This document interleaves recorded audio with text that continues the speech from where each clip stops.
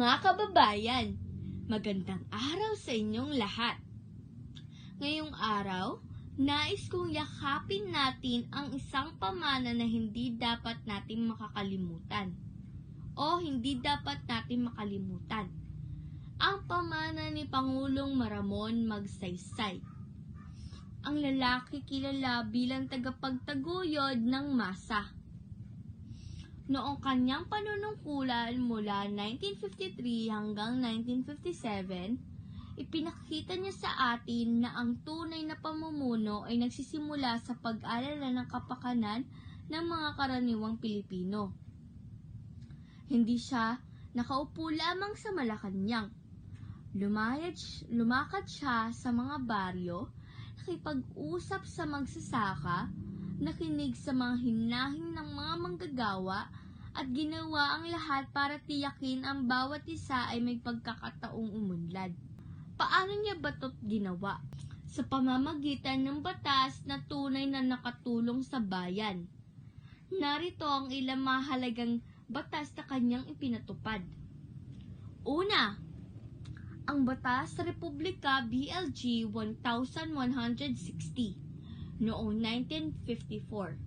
Itinatag nito ang Agricultural Credit and Cooperative Financing Administration or ACCFA. Bago ito, maraming magsasaka ang nahihirapang makakuha ng puhunan para sa kanilang mga taniman. Kailangang humiram sa money lender and na may mataas na interes. Ngayon, sa ACCFA, nakakuha sila ng abot-kayang utang at natututunan pang magtulungan sa kooperatiba. Pangalawa, ang Batas Republika BLG 1199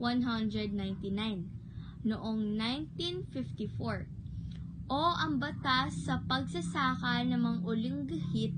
Maraming magsasakang umupa noon ang inaabuso. Mataas ang upa, walang katiyakan kung makakapagtanim pa sila sa lupa bukas. Itong batas ay nagbigay sa kanila ng proteksyon. Itinakda ang patas na halaga ng upa at tinitiyak na meron silang seguridad sa pagkakatiran sa lupang kanilang tinataniman. Pangatlo, ang Batas Republika BLG 1400 noong 1955 na mas kilala nating Batas Magsaysay o Batas Reforma sa Lupa. Ito ang isang pinakamahalagang ambag niya.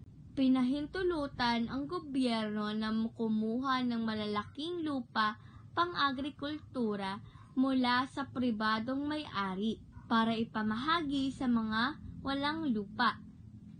Sa ganitong paraan, binigyan niya ng pag-asa ang milyong-milyong Pilipino na nangangarap na magkaroon ng sariling lupa. Pang-apat, ang Batas Republika BLG 1396 noong 1955 na nagtatag ng Bangko ng mga Betenarong Pilipino. Alam natin na maraming veterano ang nag-alay ng kanilang buhay para sa kalayaan ng bansa. Itong bangko ang tumulong sa kanila na muli tayo ang kanilang bahay sa pamamagitan ng serbisyong pinansyal mula sa pagpapautang para sa negosyo hanggang sa pagtitipid para sa kanilang pamilya. Ngayon, tanong ko sa inyo, paano natin maipagpapatuloy ang ganitong uri ng paglilingkod? Hindi na kailangan maging presidente para gumawa ng pagbabago. Maari tayong gumawa ng aksyon ngayong sandali. Kung ikaw ay isang magsasaka o may alam sa magsasaka, susuportahan natin ang mga kooperatibong pang-agrikultura. Sumali tayo o tulungan natin silang maipakilala ang mga benepisyo nito sa iba pang magsasaka. Kung ikaw ay manggagawa o kabilang isang organisasyon, magtaguyod tayo ng mga patakarang na nagpapatibay ng mga karapatang manggagawa. Tiyakin natin ang bawat isa ay nakakuha ng patas na sahod at magandang kondisyon sa trabaho. At para sa lahat ng atin, itaguyod natin ang matapat na pamahala. Maging mapanuri pero hindi negatibo. Suportahan natin ang mga leader na integridad at tumutupad sa kanilang pangako.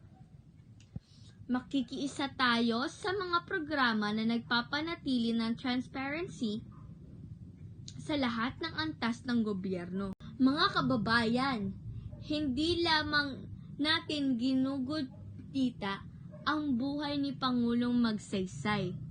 Binubuhay natin ang kanyang diwa, ang kanyang pangako, ang gobyerno ay para sa tao. Ay hindi dapat maging simpleng salita lamang. Ito ang dapat nating gabay sa bawat takbang ng ating gagawin. Tayo ang susi ng pagbabago. Tayo ang magbubuo ng bayan na may tiwala at unlad tulad ng pangarap ni Magsaysay para sa atin. Tawag na ito sa pagkakasama ay para sa inyo, para sa ating lahat. Magkaisa tayo, isang bayan, isang pag-asa.